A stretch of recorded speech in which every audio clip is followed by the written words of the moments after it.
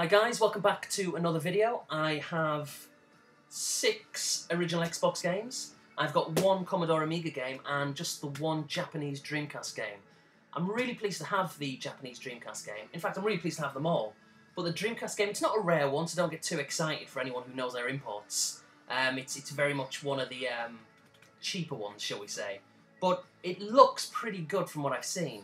Now when I say looks good, I've not yet played it. It might be rubbish. And it wasn't expensive, so probably is going to be rubbish. But I don't mind because it looked interesting, and as a result of seeing it, I went on eBay, looked for it, and picked it up for a really cheap price. So I'll let you know at the end of the video about that one.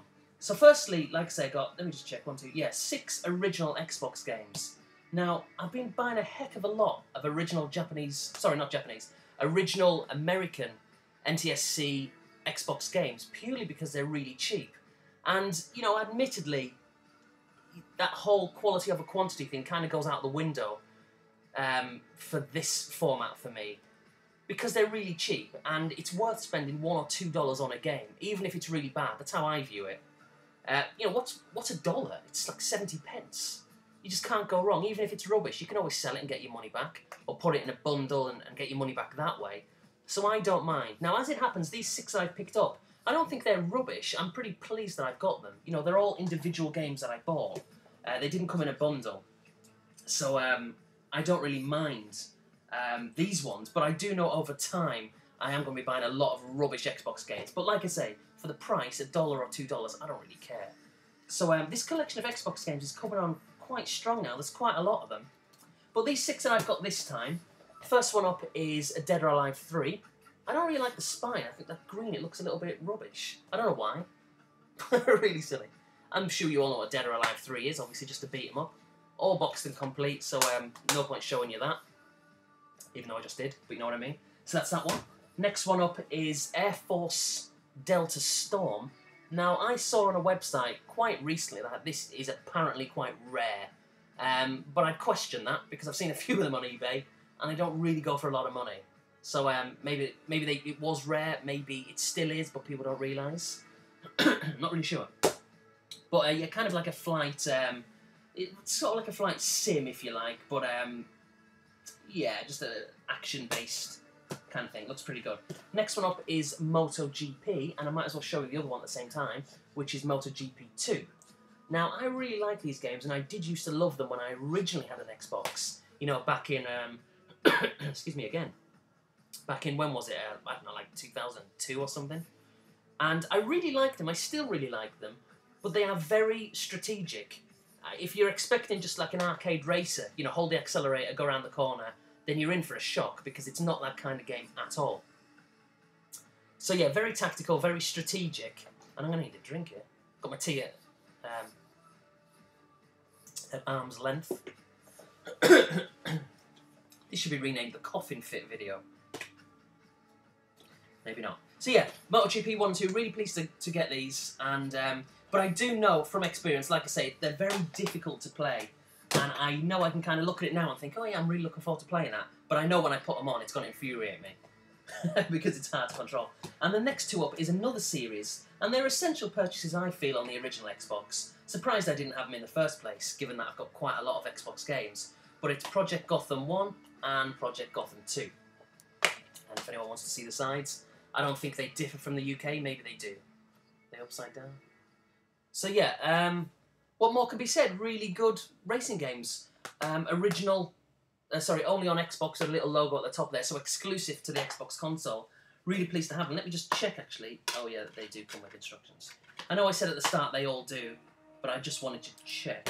What is this? Some kind of map. Oh, okay. Well, this one doesn't come with instructions. Brilliant. It does come with like a little leaflet here of upcoming games for the Xbox. Oh well, not the end of the world. These are really cheap to get, these games. I could probably pick this up for another $1, another $2, take the instructions out, sell it on in a bundle of duplicates. I do have a few duplicates actually, so if anyone is ever after anything Xbox related, you know, feel free to let me know with a PM, particularly those guys who have sent me stuff in the past, and you're still struggling of thinking of things for me to send you back. If you want Xbox games, then let me know. I don't know whether an NTSC game will work in a PAL region. Not so sure on that. But anyway, whatever, that's that. Next one up is a Commodore Amiga game. Now, I used to love this game, but curiously, I mean, I can't go on record saying I didn't play it on a 16-bit system. I probably did, but my recollection of playing it comes from the 8-bit machines, and particularly the Amstrad, which obviously was the best 8-bit machine. Although Commodore 64 and the Spectrum fans are going to be talking about. You know, it's whatever you grow up with, isn't it? And I grew up with the Amstrad, and so, to me, it's always going to be the best. But anyway, so I had this game for it, and it's quite hard to get hold of the Amiga. For the Amiga. But it's one of them things where you could put it on eBay and you could get it for a few quid. But you can list it again the following week, and someone could buy it for like 20 quid. It hasn't really, I don't know, got a fixed price, as it were. And that game is Silkworm.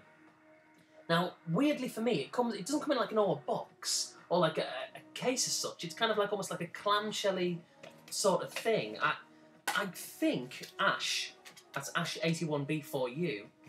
I think he's got this, and just comes with the disc and some. It's not really instructions, like a fold-out little. It's a weird thing.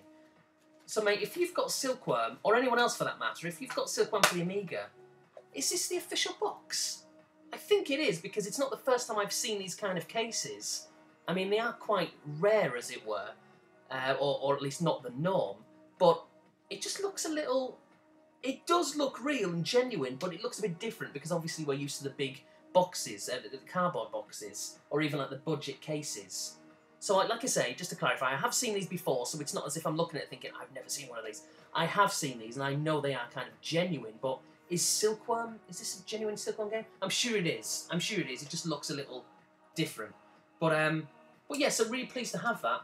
So I'm going to crack that on. But what I found with my Amiga over here in the States, and I bought an Amiga 2000, anyone who doesn't know or who hasn't seen it, I did a video of it going back quite some time.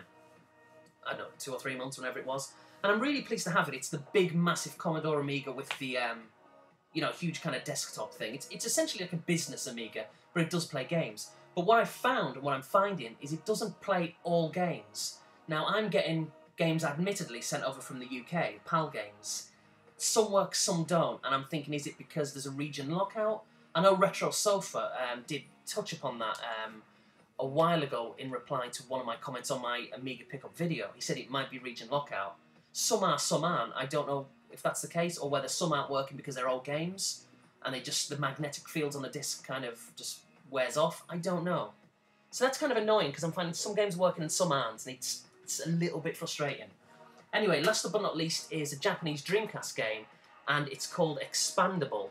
Now, I really love the cover for this. You probably can't work it out, but it's really kind of glossy, foil kind of appearance and feel to it if you kind of take it out and feel the back to it there. You know, for anyone, I guess, old enough, or maybe they still make them, you know, like the Panini stickers, and you'd have like the foil football badges, the crests of the teams. It's got that kind of feel, that shininess, and that look to it, but like I say, that feel as well. It doesn't feel like a standard instruction manual. It feels like a foil kind of sticker, which is really nice, and it's very shiny, and aesthetically, I think it looks really, really smart.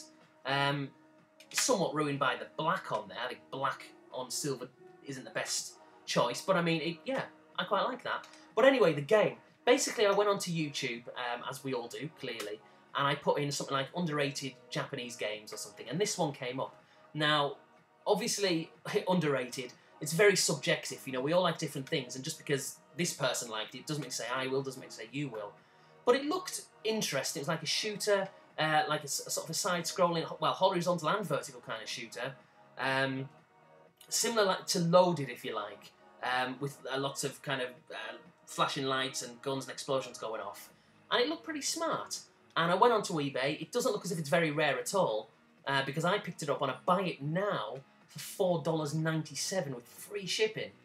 And you can't argue. $5 including shipping, that's about £3, $3.25, $3.50 or something. And it's worth a punt. And I've got my Japanese Dreamcast behind me, as you can probably see. And again, it was on a relatively recent pickup video. So I'm really pleased to get back into the Japanese Dreamcast for the first time in a decade, maybe just over a decade. And I love these cases, you know, with the white with the orange kind of strip at the top. And I also like how, it's not for all of them, but for most of the games, the majority, you know, on one side you've got your, as you can probably see, you've got the Japanese, it's usually that way, I guess. Depends which way you want to put it on your shelf. But you've got the orange logo and then the Japanese writing. and then you flip it round, and it's got the English writing. Can you even see that?